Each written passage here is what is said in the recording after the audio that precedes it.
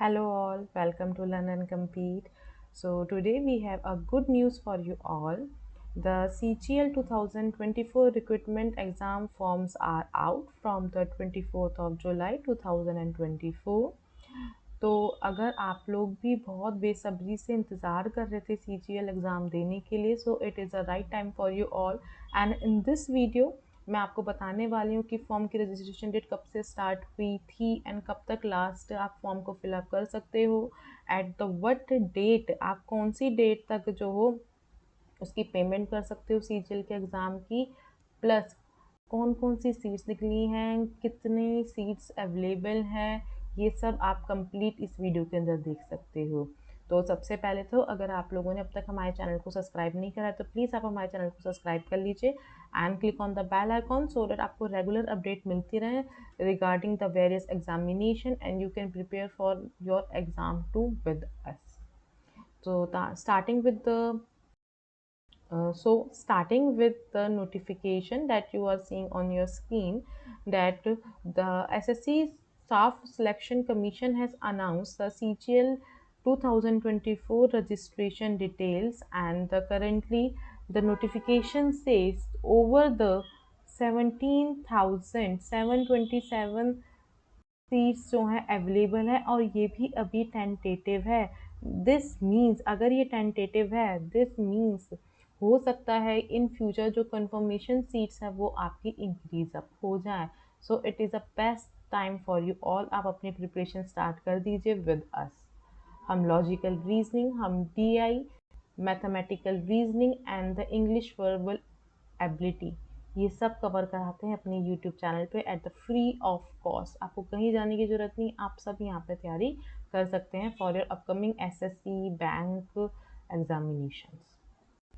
So coming to the notification, जो date है submission की एप्लीकेशन फॉर्म की, it has been started from the 24th of June और ये आपकी 24th ऑफ जुलाई तक जो है रहेगी। देन लास्ट डेट कब की आपकी 24th ऑफ जुलाई रात को 11 बजे तक। तो 24 जुलाई से पहले 11 बजे तक आप सब लोग अपने फॉर्म भर दीजिएगा और पेमेंट अगर बाई चांस आपकी 24 तक नहीं हो पाती है, इन डैट केस आप जो है पेमेंट नेक्स्ट डे रात के 11 बजे तक भी कर सकते हो, बट नॉट आफ्टर डैट। उसके बाद करोगे तो आपका फॉर्म एक्सेप्ट नहीं होगा। फिर करेक्शन विंडो आपकी ओपन हो जाएगी 10 अगस्त से लेके 11 अगस्त, एक दिन आपको करेक्शन विंडो ओपन के लिए मिल जाएगा।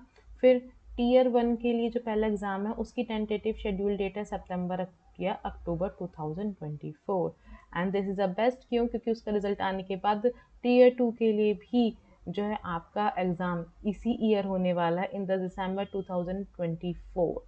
सो इट मीन्स दोनों एग्जाम अगर आपके क्लियर हो जाते तो अगले साल आप सीधा सीधा जो है टीयर 3 यानी कि जो रिटर्न एग्जामिनेशन होने वाला है आप उसके अंदर बैठेंगे। So it is a high time अपनी आप स्टडीज़ भी स्टार्ट कर दीजिए अकॉर्डिंगली। अब ये जो वैकेंसीज़ हैं निकली किसके लिए हैं? ये वैकेंसीज़ आपकी जो है group B and group C के लिए निकली हैं। जितनी भी आपकी जॉब्स आपको नोटिफिकेशन में अभी आपको मैं दिखा रही हूँ पोस्ट निकली हैं, इनके बेस पे ही निकली हैं।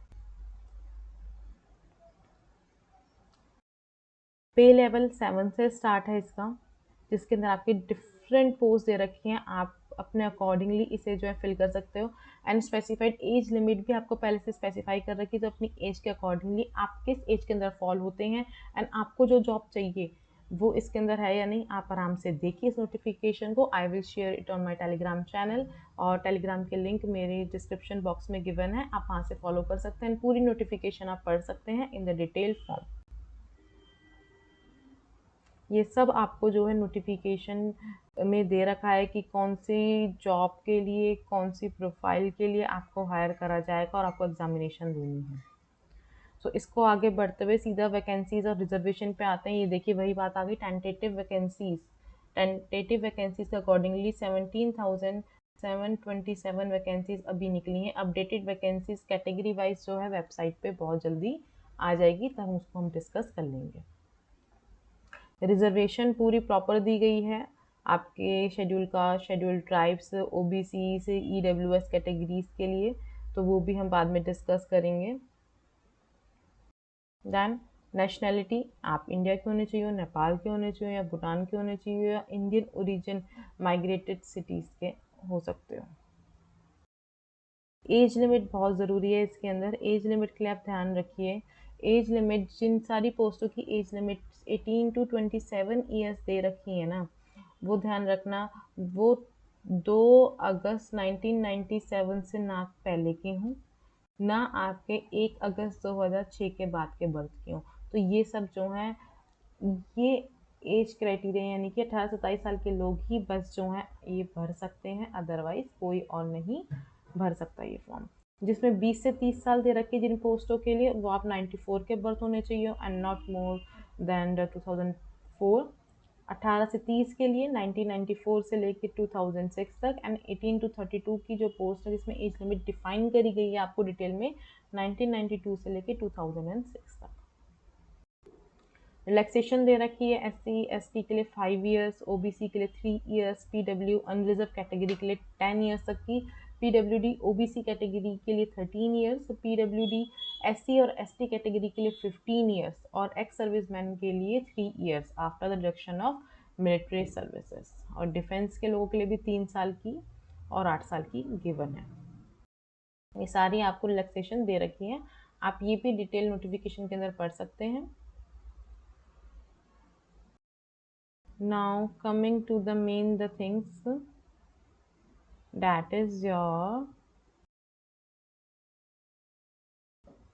essential educational qualification। जो जूनियर स्टैटिस्टिकल ऑफिसर है उसके लिए एसेंशियल क्वालिफिकेशन में आपकी बैचलर्स डिग्री मांगी ही मांगी है। द बैचलर डिग्री होनी चाहिए एक रिकॉग्नाइज्ड यूनिवर्सिटी के साथ, कम से कम 60 मार्क्स इन मैथमेटिक्स, यानी कि या तो आपके पास एक बैचलर डिग्री होनी चाहिए,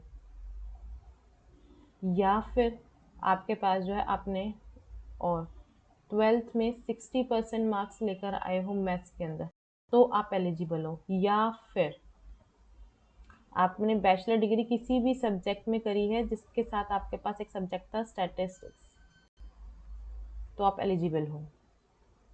फिर स्टैटिस्टिकल इन्वेस्टिगेटर ग्रेड 2 के लिए अगर मैं बात करूं तो उसके अंदर आपके लिए क्या इंपॉर्टेंट है, bachelors degree in any subject with statistics as one of the subject from the recognized university or institute. The candidate must have the studied statistics as a subject in all the 3 years। पूरे 3 साल या 6 सेमेस्टरों में उन्होंने जो है statistics पढ़ा हो, तो आप इस पोस्ट के लिए एलिजिबल हो। Then research assistant in the national human rights commission NHRC के लिए बैचलर डिग्री आपकी होनी बहुत ज़्यादा ज़रूरी है, और कम से कम 1 साल का रिसर्च एक्सपीरियंस अगर आपके पास होगा तो that will be a plus point for you all. बाकी सब पोस्ट के लिए बैचलर डिग्री होनी चाहिए, किसी चीज़ में भी हो, ज़रूरी नहीं कि आपके फाइनेंस में हो या फिर आपके पास ह्यूमन राइट्स के अंदर हो, किसी में भी होने चाहिए। And the candidates who have appeared in their final year, अगर जो भी कैंडिडेट जो भी अपने फाइनल ईयर में हैं अपने ग्रेजुएशन के, वो अप्लाई कर सकते हैं अगर उनका रिजल्ट या कट ऑफ जो भी आना है वो 1 अगस्त 2024 से पहले आ जाए तो दे आर ऑल्सो एलिजिबल। अब अप्लाई कैसे करना है, अप्लाई आपको जो है SSC की वेबसाइट पे करना है। The website will show like this. यहाँ पे आपको अप्लाई का ऑप्शन क्लिक करना है, तो उसके बाद आपका यूज़र नेम और पासवर्ड मांगेगा। अगर आप पहले से रजिस्टर नहीं कर रखा है आपने, तो आप रजिस्टर नाउ पे क्लिक करके जो है अपनी रजिस्ट्रेशन का प्रोसेस ढंग से दोबारा से कर सकते हैं। So coming back to the notification, अब मेन सबसे बड़ी बात आती है एप्लीकेशन फ़ीस की।